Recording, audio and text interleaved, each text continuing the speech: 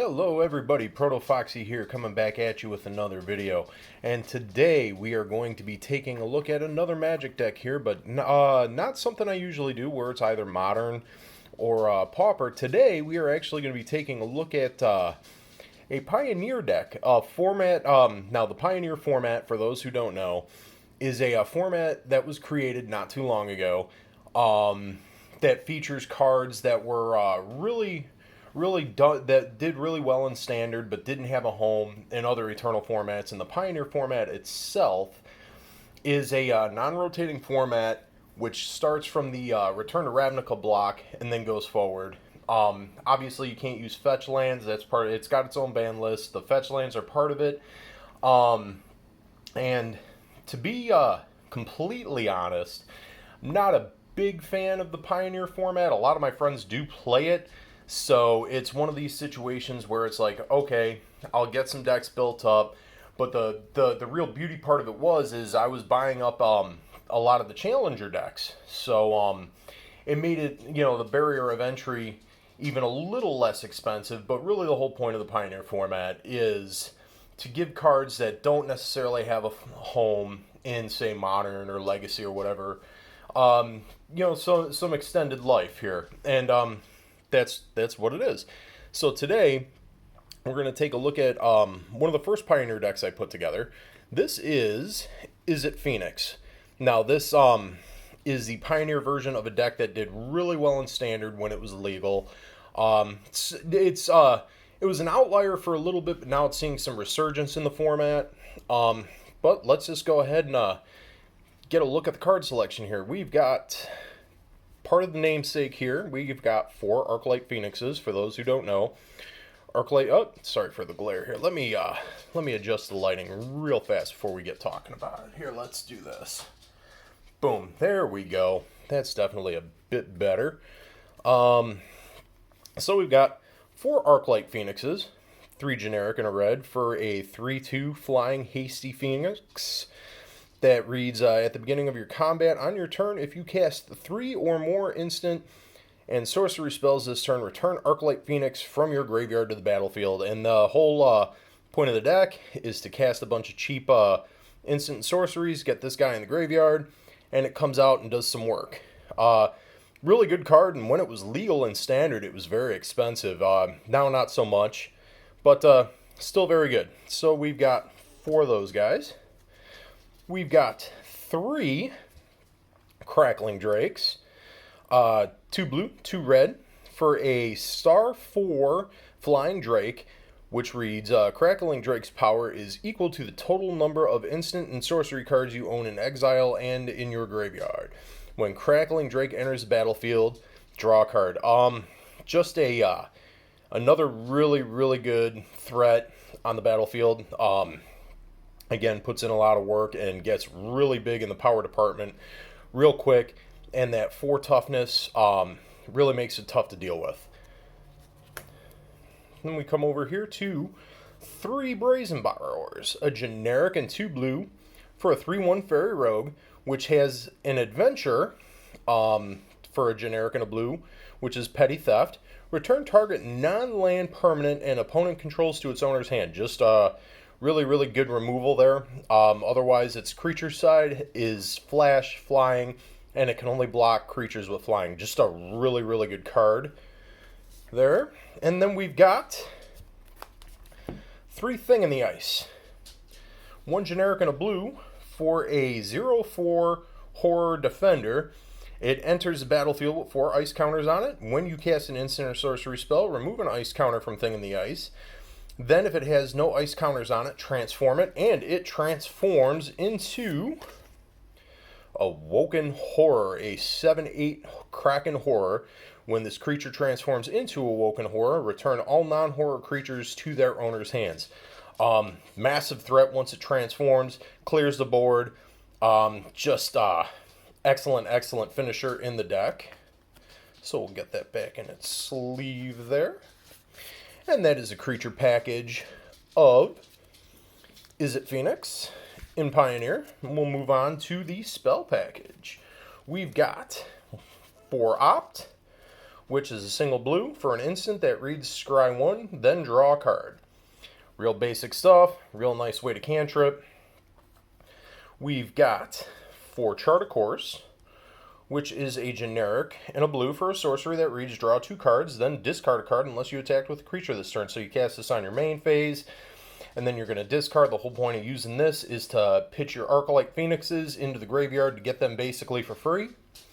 So we got that. We've got 4 Strategic Planning, a generic and a blue for a sorcery. Look at the top 3 cards of your library, put 1 of them in your hand and the rest in your graveyard. Again, great card, great filtering for card selection. Great cantrip. Another way to go ahead and pitch those Phoenixes into the graveyard to get them out for free. And then we've got 4 Treasure Cruise. This card's pretty infamous for anybody who's been playing Magic since Khan's Block. 7 generic and a blue for a sorcery. That reads draw 3 cards, and it has Delve. So, really basically, you're getting a, once Delve goes online, you're basically getting an Ancestral Recall here. This card is really good. It's been banned in multiple formats, but again, definitely an all-star. So that is the blue side of Izzet Phoenix. So we got that all together. We will go into the red spells of the deck. We've got 4 Wild Slashes, which is single red for an instant that reads Wild Slash deals 2 damage to a target creature or player, and then it has Ferocious. If you control a creature with power 4 or greater, damage can't be prevented this turn. Just really good removal, and then with Crackling Drake on the field or Awoken Horror transformed from Thing in the Ice, it's just all-star red removal. And then we've got 3 Crash Through, which is a single red for a sorcery that reads creatures you control gain trample until end of turn. Okay, nice little combat trick there. Or prior to combat, obviously, because it's sorcery, not instant. But the relevant part of this card is then you draw a card. So red cantrip for a single red, not too bad. Some people run 1 of Crash Through. Some people run 3. I run 3, tends to work, but usually gets sided out pretty quickly. Then we have a single Fiery Temper, which is single generic and 2 red for an instant that reads Fiery Temper deals 3 damage to a target creature or player.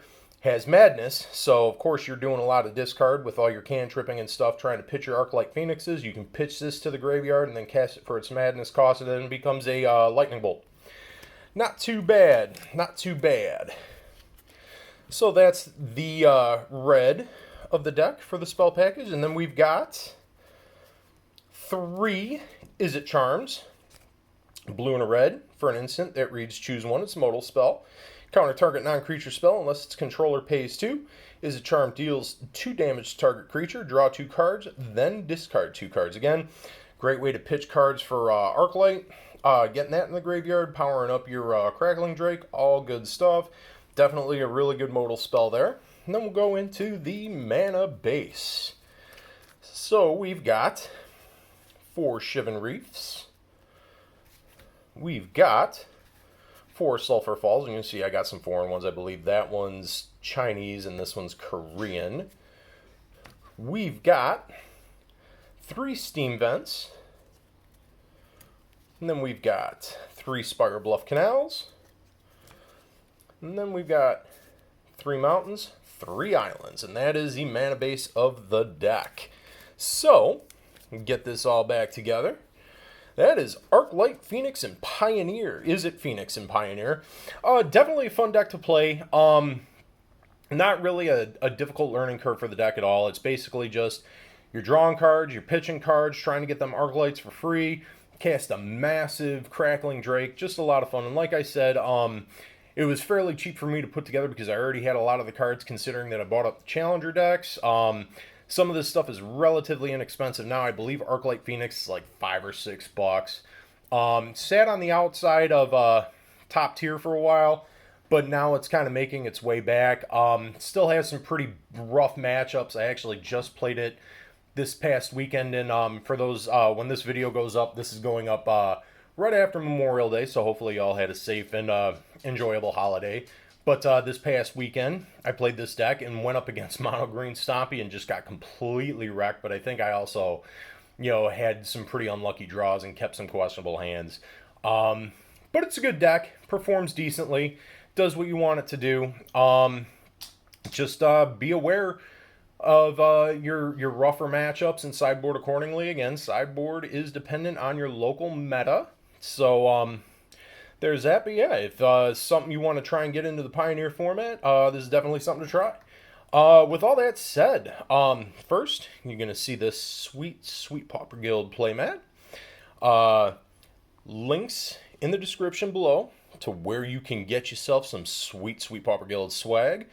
And after all that, if you liked the video, give it a like. If you did, maybe shoot a subscribe my way. I would greatly appreciate that.